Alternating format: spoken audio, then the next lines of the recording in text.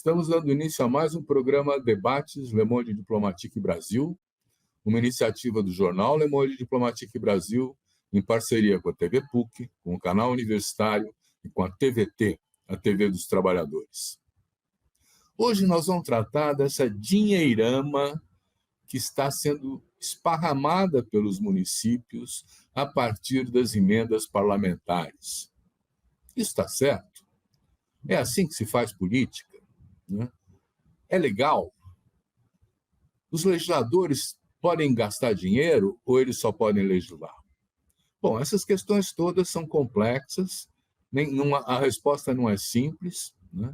E para tratar desse tema, das emendas parlamentares impositivas e o seu questionamento, nós convidamos o Rafael Valim, que eu vou apresentar para vocês agora.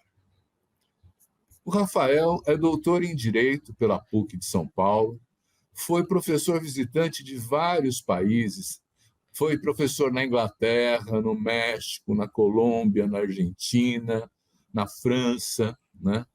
É sócio da VAR de Advogados, diretor do Instituto para a Reforma das Relações Estado-Empresa, editor-chefe da editora Contracorrente, escreveu vários livros, entre os quais eu quero destacar dois. O Lawfare, uma introdução, que é uma discussão sobre, inclusive, o que aconteceu com a Lava Jato, né?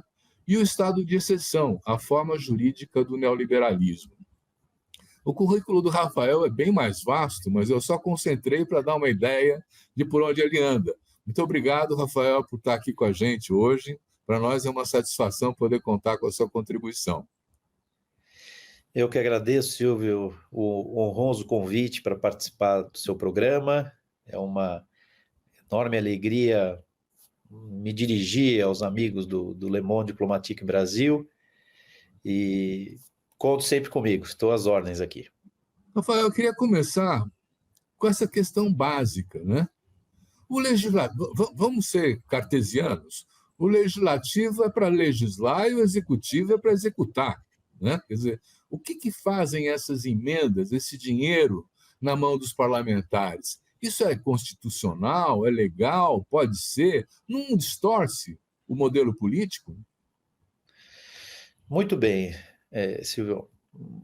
É importante realmente nós começarmos por essas noções muito básicas, né, que tocam um princípio fundamental, que é um princípio fundamental da Constituição de 88, que é a separação de poderes, né? Desde muito tempo, aqui eu não vou entrar em minúcias ou em academicismos, mas desde muito tempo se consagrou a concepção de que o executivo, na medida em que dispõe de corpo técnico, de uma estrutura burocrática destinada à execução das leis, à execução da função administrativa, ele deve elaborar essa peça, a que nós denominamos orçamento, em que se prevêem as receitas e as despesas para o ano subsequente, né? E o legislativo tem a função de fiscalizar, de controlar essa peça orçamentária.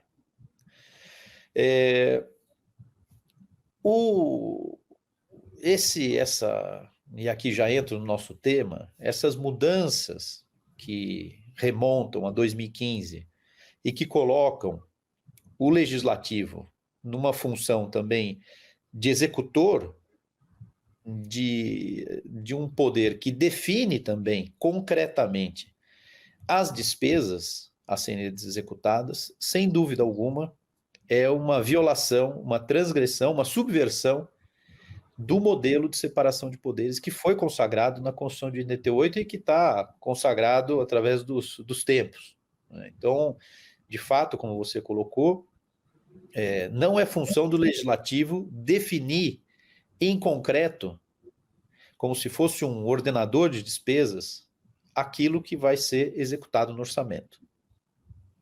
Então, mas isso tem uma origem, né, Rafael? Porque antes de 2017, se não me engano, havia a possibilidade do financiamento de campanhas eleitorais por empresas. E isso foi entendido pelo Congresso também, não é? Que isso era proibido, é isso? Ou foi a Justiça que determinou isso? Tudo isso tem uma história. Realmente houve a inconstitucionalidade do financiamento empresarial de campanhas. Agora, esse tema, é claro que isso tudo está imbricado, está tudo articulado, mas o tema das emendas parlamentares é sempre importante, porque nós estamos discutindo isso hoje, 2024, e nós estamos sentindo os efeitos nefastos dessas modificações constitucionais. Mas isso deve ser reconduzido a 2015. E quem era a figura que presidia a Câmara dos Deputados em 2015 e que foi o artífice dessa mudança constitucional que depois gerou todos esses problemas que nós estamos assistindo? Um deputado que se chama Eduardo Cunha. Ele que criou a figura da emenda parlamentar impositiva. Ou seja, no momento de debilidade, de profunda debilidade institucional no governo Dilma, se inocula esse veneno na Constituição por um deputado que todos nós sabemos, muito atilado, que conhece como ninguém os meandros da Constituição e do Parlamento, e que colocou numa emenda constitucional 86 de 2015, essa figura da emenda parlamentar impositiva. E o que significa isso, Silvio? Para que quem está nos assistindo compreenda. O modelo original da Constituição de 88 previu emendas parlamentares indicativas. Então, os parlamentares faziam propostas ali, faziam emendas no orçamento. Então, eu gostaria de colocar uma emenda aqui para fazer determinado melhoramento no município X, ou em favor da entidade Y. E o executivo, diante dessas emendas, poderia discricionariamente, ou seja, entre aspas, teria liberdade para executar ou não essa emenda. E isso gerava aquela dinâmica política que, no final das contas, é o que a gente chama de presidencialismo de coalizão. A execução das emendas parlamentares era uma peça fundamental do presidencialismo de coalizão, porque era com isso que se formavam maiorias, ainda que instáveis, mas essa era a principal peça, né, dessa dinâmica política. Na medida em que... Desculpa, pode falar. Não, por favor. Na medida em que se altera de indicativa para impositiva, ou seja, a execução da emenda do parlamentar é obrigatória pelo executivo, se esfacela essa dinâmica. Ou seja, aquele modelo que foi engendrado, que foi pensado e sobre o qual se assenta, vamos dizer assim, a conformação política da Constituição de 88, se esfacelou. Por isso que hoje, desde 2015, está tão difícil a vida do executivo. Né? E é uma coisa. Mas, Rafael, por que é tão ruim a emenda parlamentar, hein? Há diversos problemas. Primeiro, tem esse problema de natureza institucional, né? Porque hoje, com essa modificação, que, ao meu ver, afeta gravemente esse princípio fundamental da Constituição, que é a separação de poderes, que você debilita, você retira poder do executivo de maneira a transgredir a nossa Carta Constitucional, né? Esse é um problema de natureza institucional e jurídico-constitucional. Agora, na prática, e agora nós podemos falar nisso porque nós temos vamos dizer assim, quase uma década de implementação das emendas impositivas, o que nós vemos é que os parlamentares se tornam vereadores federais. Há uma pulverização enorme na execução das despesas, porque eles vão pegando aqueles recursos, cada deputado, cada senador tem milhões disponíveis todos os anos, e só destinam a interesses paroquiais, a interesses menores. Então, para o município pequenininho lá que compõe a base eleitoral do deputado.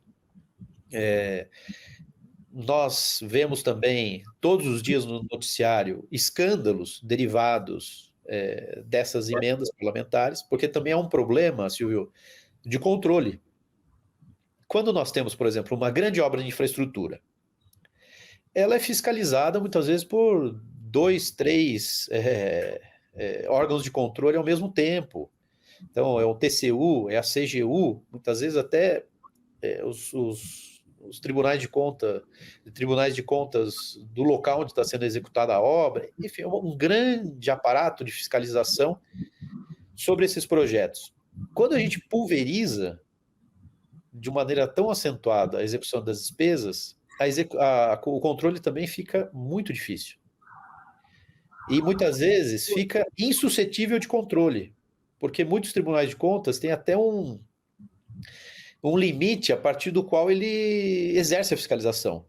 Então, muitas vezes, por exemplo, acho que o Tribunal de Contas aqui do Estado de São Paulo, esse eu não tenho certeza, mas sei lá, a partir de R$100 mil se justifica uma fiscalização, porque abaixo disso nem se justifica você movimentar o aparelho do Tribunal de Contas para fiscalizar aquela despesa. Então, são despesas que ficam abaixo do radar, você entende?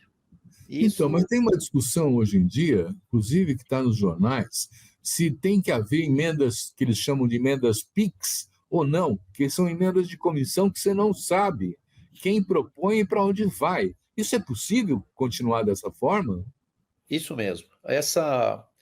Foi curioso que um dia antes da propositura, e aí eu não falei disso aqui ainda, né? Mas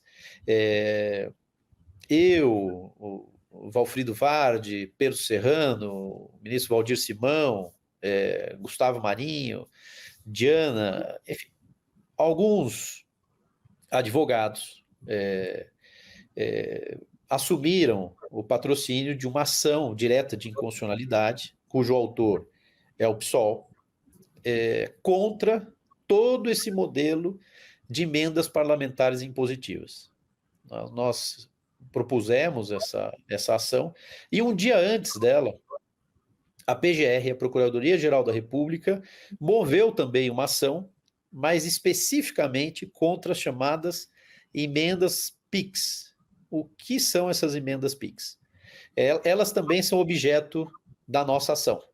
Nós também entendemos que é inconstitucional essa tal emenda PIX, que é uma introdução também de 2019 e que diz o seguinte, Silvio, que é o maior dos absurdos. Além de ter essa impositividade que eu acabei de falar, você transfere recursos, por exemplo, para um município, e por isso que é chamado de PIX, sem qualquer projeto. Porque quando a gente fala de transferência voluntária, né, são transferências muito regradinhas, né? Então você precisa ter um convênio, você precisa ter um instrumento, né, de parceria entre esses entes da federação, você precisa ter um projeto a ser executado, depois você controla a execução desse projeto. Essas emendas PIX, não. O deputado fala, olha, eu quero que o município X receba tantos reais. Se faz um PIX. Faz um PIX na conta do município e, pela emenda constitucional, se considera que esse recurso deixa de ser recurso federal. E ele se convola num recurso de propriedade daquele ente subnacional que o recebeu. O que isso quer dizer? Ele deixa de ficar sob fiscalização do Tribunal de Contas da União, que é sempre o Tribunal de Contas mais temido, né? E também da CGU, da Controladoria Geral da União. Então, é realmente há uma falta de transparência, Isso enfim, é um cheque em branco? é um cheque em branco, completamente, Você pode completamente. contratar cabo eleitoral, você pode fazer tudo. Há algumas limitações na emenda constitucional, então, você não pode fazer despesa com pessoal, enfim, aquelas coisas básicas, né, enfim, não pode pagar dívida, essas coisas. Mas, no fundo, é, isso gera também um ciclo também que tem reflexos eleitorais que você pode imaginar, né? Porque são emendas que são destinadas. Imagina o que isso, por exemplo, promove no ano como que nós estamos, né? Que nós estamos de eleições municipais. Eles injetam um dinheiro brutal nos redutos eleitorais e naqueles prefeitos que muitas vezes mantêm essas relações, enfim, não muito Rafael, a republicanas. notícia de que esse ano as emendas parlamentares, né, elas já somaram um gasto efetivado já da ordem de 23 bilhões de reais, né? É isso mesmo. Esse dinheiro, primeiro, é verdade isso? Já foi distribuído 23 bilhões de reais esse ano? É isso E mesmo. foi para que ele foi distribuído, hein? É isso mesmo. A, a expectativa é que até o final do ano as emendas parlamentares consumam algo em torno de 44 bilhões do orçamento. E qual que é o problema disso? É importante que as pessoas saibam, porque esses temas também são muito áridos, e as pessoas, nossa, emenda parlamentar impositiva, são os nomes esquisitos, difíceis de entender, mas o que é importante que as pessoas compreendam? Nós temos o orçamento, que a gente vê aqueles números, parece uma coisa gigante e tal, mas boa parte, uma enorme parcela desse orçamento está comprometida com seguridade social, com dívida, juros, enfim, com vinculações de toda sorte. Gastos com saúde, educação. O que resta de despesa discricionária, ou seja, despesa que o mandatário, o presidente da República, de acordo com o seu plano de governo, pode executar, é muito pouco. É muito pouco. Para a gente ter uma noção dessa receita, por exemplo, agora de 2024, que estaria disponível para o executivo, essas emendas parlamentares impositivas praticamente abocanham 1/3 do que está disponível para o executivo. Ou seja, acabou. O presidente da República não manda mais nada. Não, o que está lá inscrito no artigo 3º da Constituição, de que são objetivos fundamentais da República Federativa do Brasil combater as desigualdades sociais, regionais, garantir o desenvolvimento nacional, tudo isso fica completamente esvaziado. Na medida em que os parlamentares só fazem despesas, enfim, como eu já disse, paroquiais, que vêm só o micro, né, e atendendo a interesses muito específicos, acaba a visão do país, acaba a visão nacional, né? Então, essa parcela, porque quando a gente vê também, olha, 2% da receita, que a Constituição fala isso, 2% da receita que é destinada às emendas parlamentares impositivas. Parece pouco, mas é muito, se a gente considera o universo de receita discricionária. Não sei se eu tentei Não, acho que esclarecer, tá. se eu compliquei. Nós vamos fazer um pequeno intervalo e já voltamos.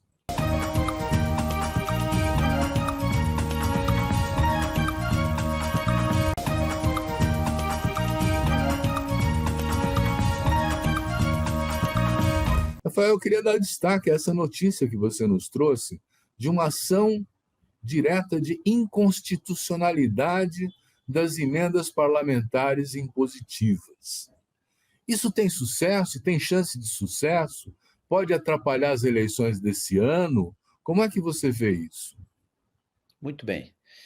Essa ação direta de inconstitucionalidade, movida pelo PSOL e da qual eu sou um dos advogados signatários, ela recebeu o número 7697, esse é o número dessa ADI que nós chamamos, e já foi, ela já foi designada por conta dessas outras ações constitucionais que já haviam sido movidas, ela foi designada ao ministro Flávio Dino.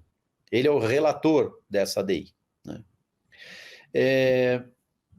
Fazer um juízo, nesse momento, de sucesso dessa medida é muito, muito difícil, Silvio, porque, na minha visão, esse é o problema central do país. É um problema... se você me dissesse qual é o problema número 1 que a gente precisa empenhar todos os nossos esforços para resolver, eu diria o fim das emendas parlamentares impositivas. Porque ele produz um desarranjo profundo no país. Não há mais a menor condição, né, de possibilidade de qualquer coisa dar certo dentro desse modelo. Nós estamos completamente reféns desse modelo, recordemos, pensado, concebido e executado por Eduardo Cunha. Porque a gente fala de muitos legados da Operação Lava Jato e do impeachment da Dilma, mas muitas vezes não lembramos desse, que talvez seja o pior e mais nefasto. Né? Agora, qual é o problema disso? E as últimas notícias revelam o que eu estou dizendo.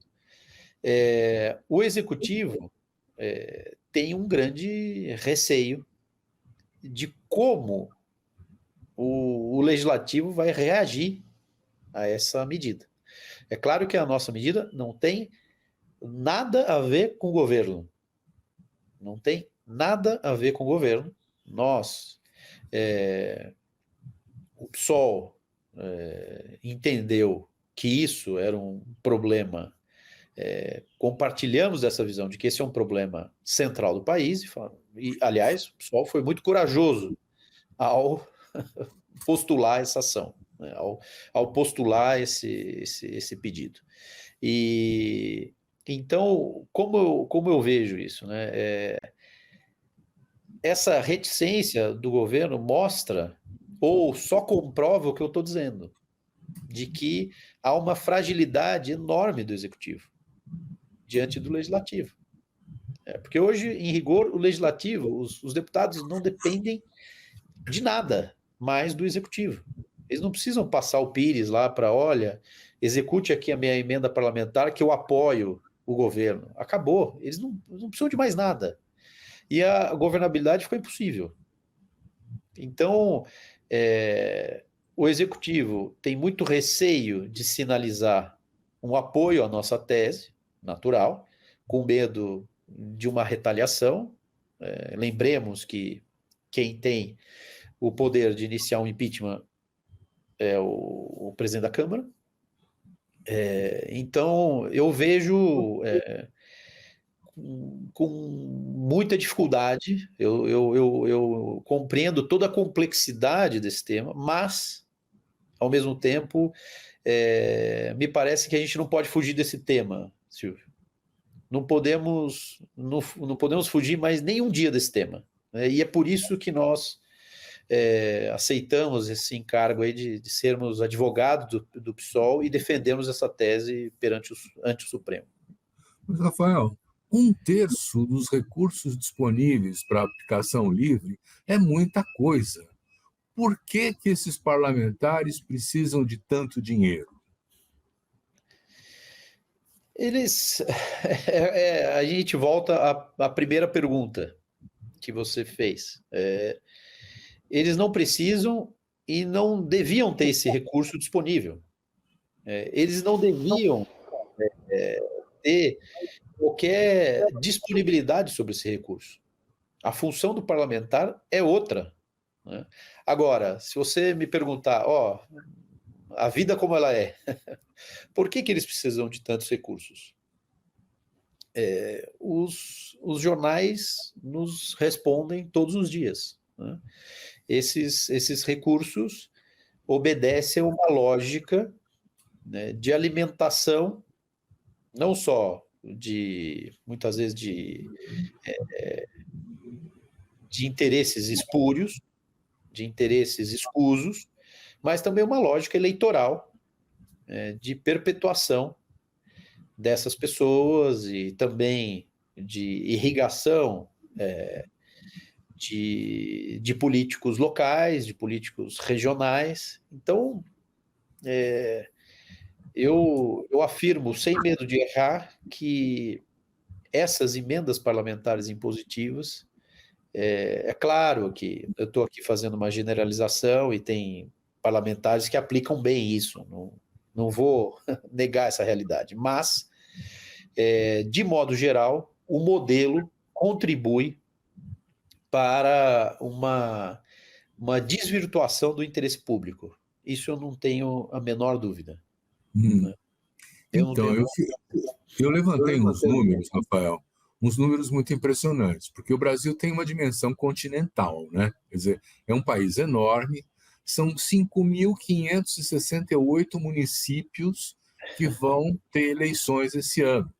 Então, nós vamos ter 5.568 prefeitos ou prefeitas, 5.568 vice-prefeitos ou vice-prefeitas e, pasme, 58 mil vereadores eleitos. Eu fui levantar os candidatos da eleição de 2020. Para vereadores, foram 518 mil candidatos. É uma barbaridade esses números, né? Quer dizer, e se a gente for pensar, olha, os assessores dos vereadores também contam, né?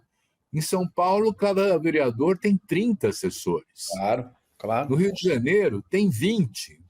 Em outras cidades médias, tem 9.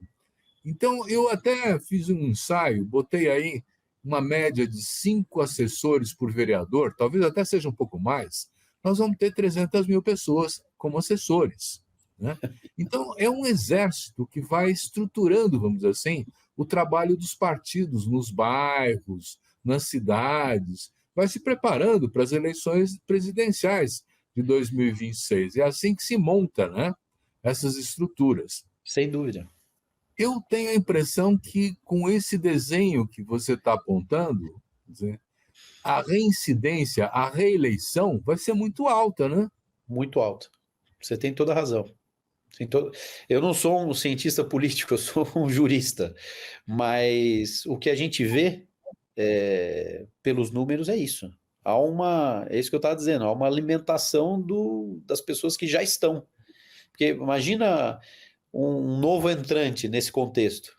É muito difícil, porque é muito dinheiro, Silvio. E a verdade é uma só. Quem também está conduzindo tudo isso, inclusive o pessoal da base do governo, é a direita. É o que você quiser chamar o centrão, enfim. Então, é um modelo grave e que é um desserviço completo ao país. Tem dois números que eu gostaria de chamar a atenção que são interessantes, né? Tem muita gente que gosta de comparar Brasil e Estados Unidos, ficam com esse servilismo mental infinito e que não, enfim. A interferência do Congresso americano no orçamento é de 2,4%. O nosso, eu acabei de dizer, é superior a 20%.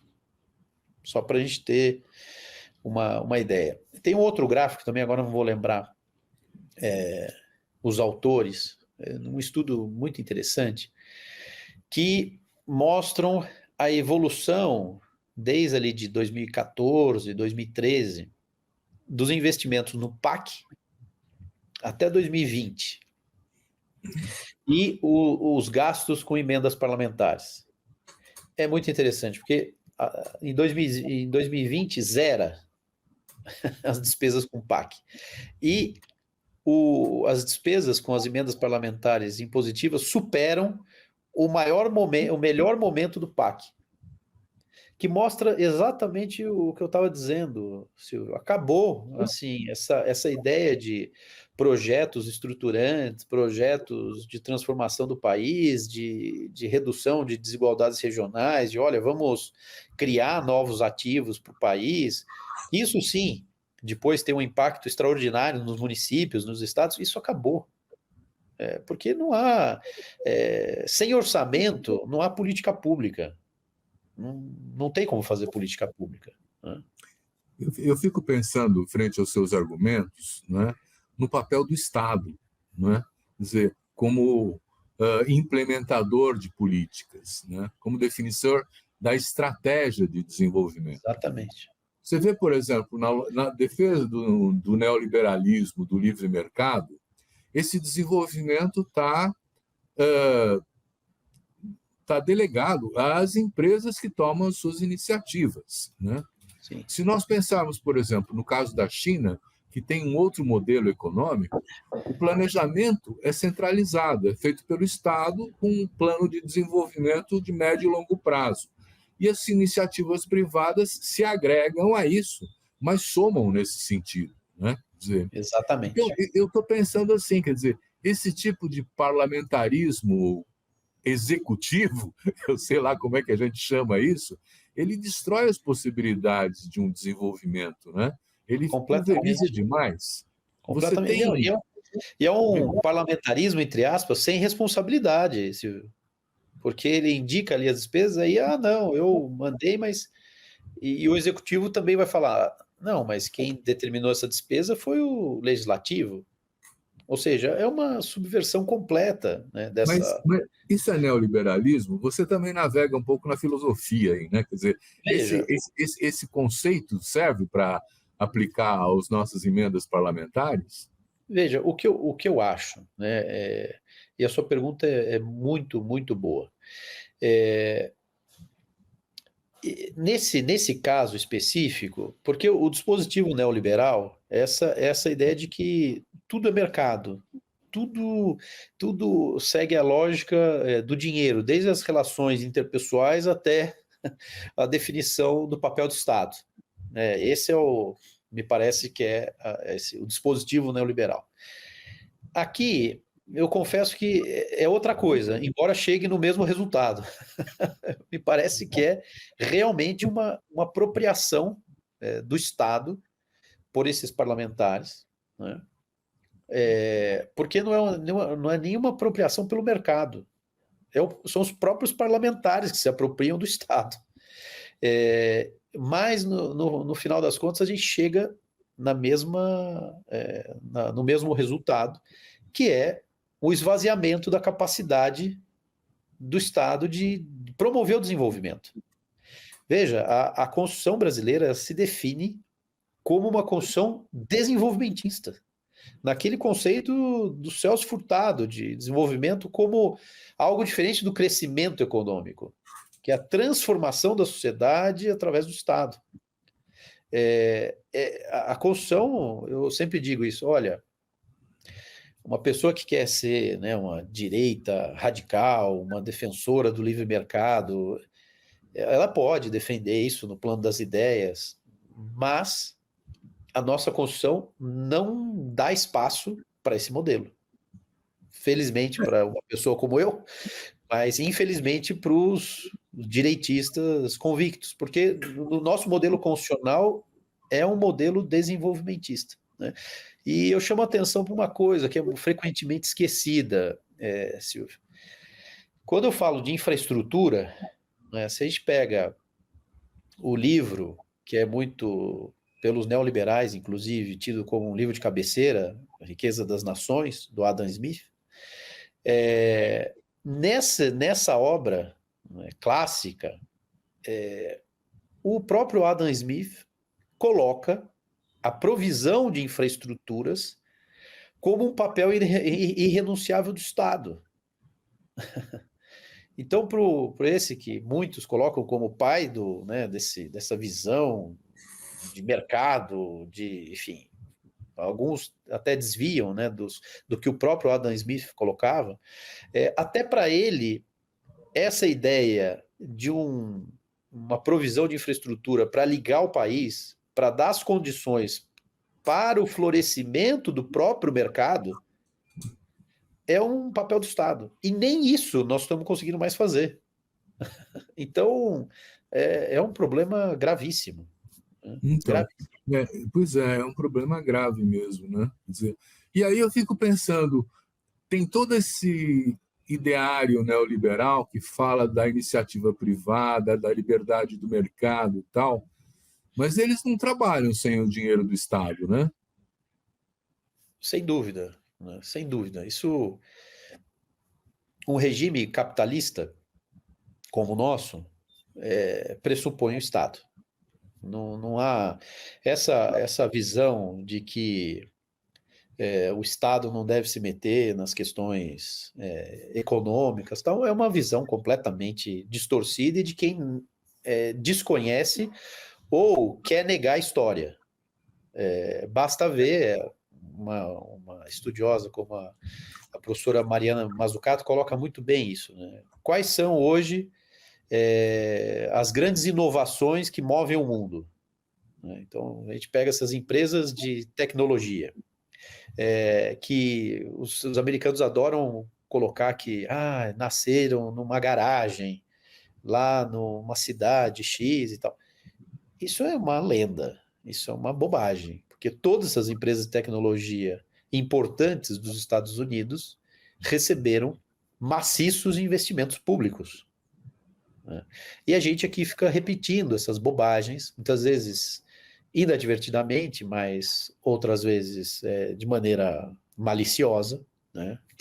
As pessoas querem também disseminar essas mentiras, porque o Estado é fundamental, Silvio. Não tem, mesmo quem defenda um regime capitalista de produção, tem de saber que o Estado é fundamental para, por exemplo, investir em algumas áreas em que o investimento privado jamais teria apetite ou teria condições de investir. Né? Tem algumas coisas que só o Estado pode investir. Em alguns setores ou alguns casos em que não há retorno imediato, ou muitas vezes não há nem retorno previsível para aquilo, mas é importante para o desenvolvimento nacional. Então, Rafael, isso é uma bobagem. vamos entrar numa dimensão mais política dessa questão? Quando, por exemplo, a gente olha para a bancada do agronegócio, que são 300 parlamentares no Congresso, só nós estamos vendo as classes dominantes agindo, né? Definindo os parâmetros de como quer que o governo atue, né? Propondo isso. Né?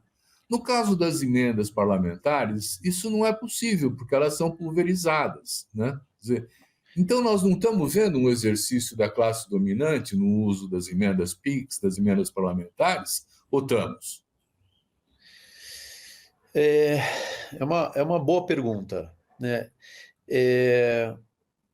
Me parece que é claro que esses parlamentares, eu acho que aí realmente a gente precisaria de dados empíricos para isso, mas eu vou, enfim, fazer uma ilação aqui. Tá? Por aqui. Vamos fazendo isso. É claro que uma boa parte desses deputados, ou quase todos, têm donos. Eles também têm donos. Né? Então, de certo modo, essas emendas acabam sendo irrigadas para, enfim, parcela da classe dominante do país. Né? Agora, na medida em que são muitos parlamentares de diversos matizes é difícil, eu acho que dar um sentido de unidade para isso. De olha, isso está sendo apropriado, como a gente fala, por exemplo, a apropriação que a gente tem do orçamento pela dívida. Né? Que aí a gente consegue identificar, olha, realmente tem uma classe aqui dominante que se apropria de boa parte do orçamento e a gente nem sabe quem são essas pessoas, porque nem se permite conhecê-las. Então, aqui eu acho que é um esquema muito mais pulverizado. que tem de tudo, né? Tem desde um deputado ali, porque hoje um deputado completamente inexpressivo tem o mesmo valor de emenda de um outro parlamentar que tem grande notoriedade e tudo. E cada um agora tem o seu mini feudo, né? Então, e essas situações são muito díspares. É difícil a gente, muitas vezes, afirmar que tudo isso se conjuga na classe dominante. Talvez muitas dessas despesas estejam longe da classe dominante até.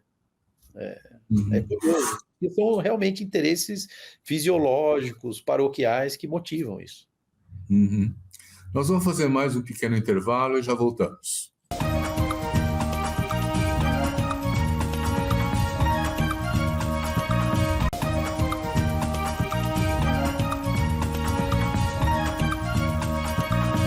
Rafael, nós estamos cercando um pouco, vamos dizer assim, as fontes, as receitas que mexem com a política. Mas nós não falamos ainda do fundo partidário, né? Esse fundo partidário, ele também tem os vícios de constitucionalidade que vocês estão apontando na ADIM ou não? Muito bem, Silvio. O objeto da nossa ação direta de inconstitucionalidade são as emendas constitucionais que introduziram essa ideia de emenda parlamentar impositiva. Então, o que a gente faz nessa ADI? É um controle de constitucionalidade de uma emenda constitucional. Desculpe o palavrão aqui, mas a nossa Constituição possibilita o controle das emendas constitucionais, ou seja, a reforma constitucional também é suscetível de controle de constitucionalidade. E como nós fazemos isso? Tá? Há o que a gente chama de cláusulas pétreas, ou seja, há um núcleo imodificável da Constituição, que está no artigo 60, parágrafo 4º. E diz lá a Constituição, olha, não pode ser objeto nem de proposta de emenda constitucional aquelas emendas que sejam tendentes a abolir a federação, o sistema de separação de poderes, os direitos e garantias individuais, e coloca lá alguns dispositivos, né? O que é, vamos dizer assim, a fundamentação dessa nossa ação? Justamente a afetação, a transgressão dessas emendas constitucionais sobre o sistema federativo e sobre a separação de poderes, né? A gente foca nisso. O fundo partidário, essas outras questões, não são objeto da nossa ação, embora, como eu acabei de dizer, tudo isso se articule de determinada forma, né? Porque todas essas modificações que foram feitas nos últimos anos, elas interferem profundamente na nossa dinâmica política e explicam as dificuldades enormes que nós estamos enfrentando de estabilidade política, de execução de políticas públicas pelo executivo. Aquele modelo de presidencialismo de coalizão que foi pensado na Constituição de 88 está em xeque completamente. Uhum. É uma coisa, assim, que é um desafio, né? Eu fico pensando, assim, nas consequências que isso tem para a política, para os partidos políticos, para o próprio cidadão, né? Eu estou vendo cada vez mais uma dinâmica distanciada do povo pelos partidos políticos, com tanta grana e tal, e muito pouca presença na capilaridade da sociedade, né? Quer dizer, Sim. esses partidos estão cada vez mais distantes. Eles correspondem, vamos dizer assim? E aí a pergunta que eu queria fazer em função disso é o seguinte: as ações diretas de inconstitucionalidade têm tido sucesso? Quer dizer, elas conseguem repor os termos do nosso pacto federativo, ou vocês estão acumulando ações diretas de inconstitucionalidade sem grande sucesso? Muito bem, Silvio. Uma boa pergunta também. Me parece que o Supremo tem tido um papel decisivo na garantia da nossa ordem democrática, nossa ordem constitucional, né? E isso foi demonstrado especialmente durante o período Bolsonaro, né, da pandemia, e depois todas as ações antidemocráticas que foram promovidas. A gente precisa reconhecer que foi o Supremo que assegurou a nossa ordem constitucional. Isso não há a menor dúvida.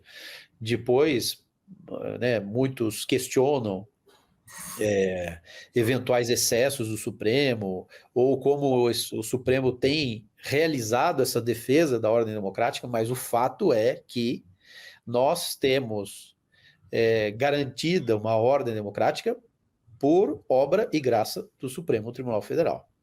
Tá? Então, muitas dessas ações de controle de constitucionalidade têm tido sucesso no Supremo. Agora, são ações que são ditadas por uma dinâmica política.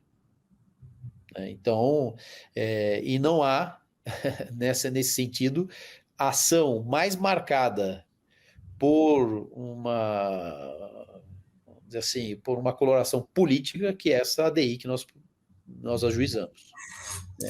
Eu tenho uma contradição aí, eu acho, né? Porque o Supremo, durante o período da Lava Jato, em que você também escreveu um livro sobre isso, você estudou, você esteve envolvido diretamente, né? Quer dizer, Sim. O Supremo se omitiu, ele ficou quieto com as arbitrariedades que o Sérgio Moro promoveu, que os procuradores de Curitiba promoveram. Quer dizer, o fato de botar o Lula na cadeia, impedindo que ele fosse candidato numa eleição em que provavelmente ele iria ganhar, né? Isso é uma tremenda de uma arbitrariedade. Nós estamos falando também de um Supremo que se omitiu, não é verdade? Veja, eu acho que isso confirma o que eu estou dizendo, Silvio, na medida em que há subjacente a a atuação do Supremo um componente de ordem política, né, que é o que eu afirmo nesse livro, Estado de Exceção, né? O fato de, até um determinado momento, vamos lembrar que num determinado momento o Supremo muda, inclusive, a sua interpretação sobre a prisão em segunda instância, né? Que isso deu um poder completamente incontrolável aos TRFs e à turma da Lava Jato, né? Então, o que é isso que eu tô falando a vocês? Quando eles alteram a interpretação de que, olha, você não precisa esperar o trânsito em julgado para prender as pessoas, apenas com um julgamento em segunda instância você pode prender, os TRFs, especialmente o TRF da 4ª Região, que era o TRF ao qual estava vinculado Sérgio Moro, e que referendava todas as decisões do Sérgio Moro, imagina o poder que essa turma ganhou. Então, tudo isso, durante um largo período, o Supremo fez parte dessa engrenagem. E depois, notadamente a partir da Vaza Jato, que muda o cenário político, a interpretação da Constituição se altera. E há uma inversão radical do tratamento da Lava Jato. Então, me parece que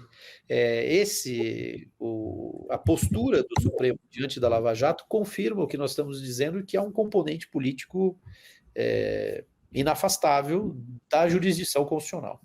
Muito bem. Nós vamos fazer o último intervalo e já voltamos.